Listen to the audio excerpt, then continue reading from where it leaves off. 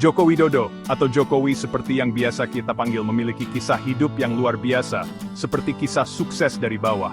Lahir pada tahun 1961, kehidupan awalnya sangat berbeda dengan kemewahan istana kepresidenan. Beliau dibesarkan di sebuah rumah sederhana di tepi Sungai Kod di Surakarta, Jawa Tengah. Masa kecil Jokowi penuh tantangan, keluarganya miskin, dan orang tuanya, Noto Miharjo dan Sujiatmi Noto Miharjo, bekerja keras untuk menghidupi keluarga mereka. Mereka mengajarkannya nilai-nilai penting tentang kerja keras, pantang menyerah, dan peduli terhadap sesama yang membutuhkan. Pelajaran-pelajaran ini menjadi dasar dari keyakinannya tentang bagaimana memimpin.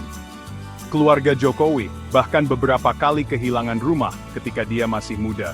Pengalaman ini membekas dalam dirinya, dan ia memahami betapa sulitnya kehidupan bagi banyak orang Indonesia, terutama mereka yang hidup dalam kemiskinan.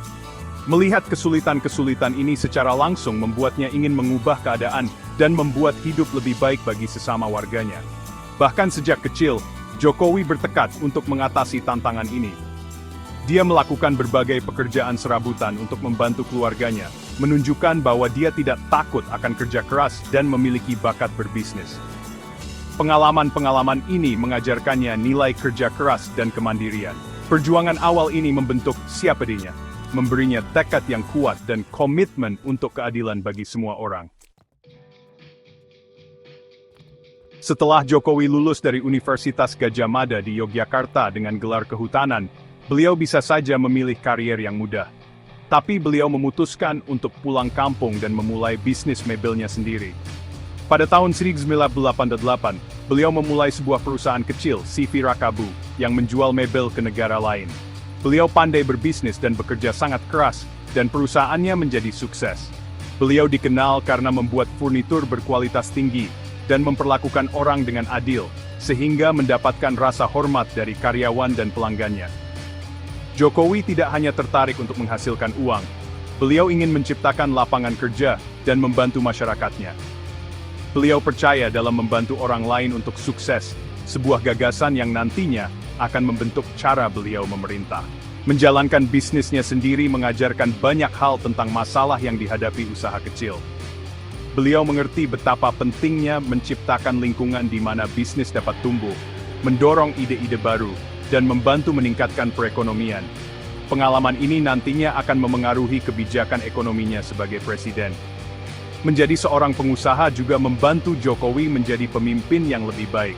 Beliau belajar bagaimana membuat keputusan dengan cepat, sampai memecahkan masalah, dan membuat orang setuju. Beliau mengembangkan cara praktis dalam mengambil keputusan, selalu memikirkan kebutuhan orang-orang yang dilayaninya. Kualitas-kualitas ini membuatnya populer di kalangan pemilih, yang melihatnya sebagai seorang pemimpin yang memahami masalah dan harapan mereka. Jokowi memasuki dunia politik karena beliau benar-benar ingin mengabdi kepada masyarakat. Pada tahun 2005, beliau mencalonkan diri sebagai wali kota di kota kelahirannya, Surakarta, yang juga dikenal sebagai Solo, dan menang. Kemenangan ini merupakan awal dari karir politiknya yang luar biasa, menunjukkan betapa populernya beliau, dan betapa besar kepercayaan masyarakat kepadanya. Sebagai wali kota Surakarta, kepemimpinan Jokowi benar-benar menonjol. Beliau membawa gaya politik baru, yang terbuka dan jujur, serta fokus untuk terhubung dengan masyarakat. Beliau tidak peduli dengan hal-hal mewah. Beliau lebih suka berjalan-jalan di sekitar kota, berbincang dengan warga, dan mendengarkan keluh kesah mereka. Pendekatan langsung ini sangat berbeda dari politisi lainnya, membuatnya sangat populer. Beliau melakukan banyak hal baru dan bermanfaat sebagai wali kota. Beliau meningkatkan pelayanan kota, merayakan budaya kota, dan memastikan kota berkembang dengan cerdas. Kerja keras Jokowi mengubah Surakarta, menjadikannya contoh pemerintahan yang baik. Kesuksesannya di Surakarta membuatnya terkenal di seluruh Indonesia, dan menunjukkan kepada semua orang bahwa beliau adalah bintang yang sedang naik daun dalam politik. Salah satu contoh kerja kerasnya adalah bagaimana beliau membantu para pedagang kaki lima. Alih-alih mengusir mereka, Jokowi berbicara dengan mereka, mendengarkan kekhawatiran mereka, dan bekerja sama dengan mereka untuk menemukan solusi yang bermanfaat bagi semua orang. Cara berbicara dan peduli kepada orang-orang ini menjadi bagian penting dari gaya kepemimpinannya.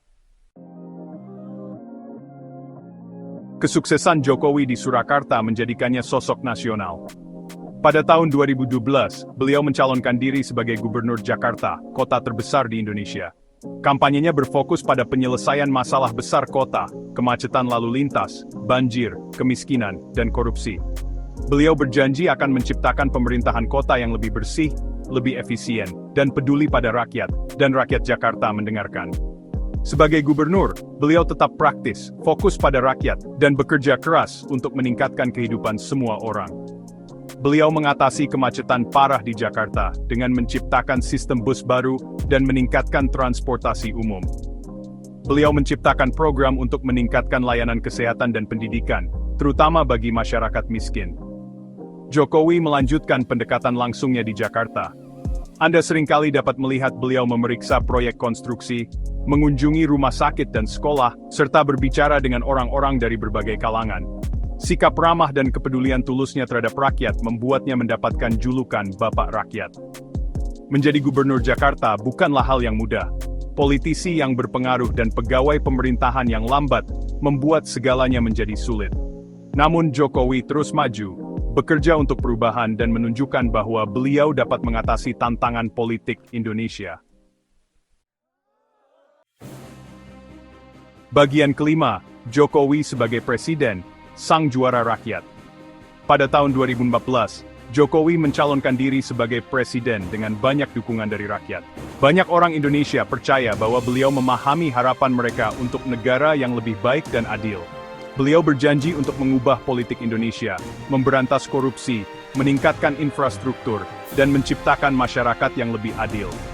Kemenangannya merupakan momen besar dalam politik Indonesia. Beliau adalah presiden pertama yang bukan berasal dari keluarga politik atau militer yang berpengaruh, menunjukkan bagaimana demokrasi Indonesia sedang berubah. Terpilihnya beliau menunjukkan bahwa rakyat menginginkan pemimpin yang baru. Sebagai presiden, Jokowi terus fokus pada pembangunan seperti jalan dan jembatan, pertumbuhan ekonomi, dan membantu rakyat. Beliau memulai proyek besar untuk membangun jalan, jembatan, bandara, dan pelabuhan di seluruh Indonesia untuk menghubungkan negara, meningkatkan ekonomi, dan mempermudah perjalanan masyarakat. Rencana ekonomi beliau berfokus pada mendatangkan investasi dari negara lain, membantu bisnis Indonesia, dan mendukung usaha kecil dan menengah. Beliau juga menciptakan program untuk membantu masyarakat miskin, meningkatkan layanan kesehatan, dan mempermudah anak-anak bersekolah. Bagian 6. Pembangunan infrastruktur, ciri khas Jokowi. Membangun hal-hal baru, seperti jalan dan jembatan, mungkin adalah hal yang paling diingat orang-orang tentang masa jabatan Jokowi sebagai presiden. Beliau tahu bahwa Indonesia, dengan banyak pulaunya, membutuhkan jalan, jembatan, dan bandara yang baik untuk membantu pertumbuhan ekonominya. Beliau memulai proyek besar untuk membangun semua ini di seluruh negeri. Proyek besar ini, yang disebut membangun, telah mengubah Indonesia. Jalan tol baru sekarang menghubungkan masyarakat yang berjauhan dan mempermudah pengangkutan barang. Bandara dan pelabuhan baru telah membantu pariwisata dan perdagangan. Anda dapat melihat dampak positifnya di mana-mana. Waktu perjalanan menjadi lebih singkat, biaya pengiriman barang lebih murah, dan ada peluang kerja baru di daerah yang sebelumnya tidak memilikinya. Ledakan pembangunan ini telah membantu perekonomian dan membuat masyarakat merasa lebih bersatu dan bangga terhadap Indonesia. Jokowi juga tahu betapa pentingnya internet. Beliau telah menginvestasikan banyak uang untuk memastikan lebih banyak orang, terutama di daerah pedesaan, dapat mengakses internet. Beliau ingin menutup kesenjangan antara mereka yang memiliki akses internet dan yang tidak, serta menciptakan ekonomi digital yang lebih adil.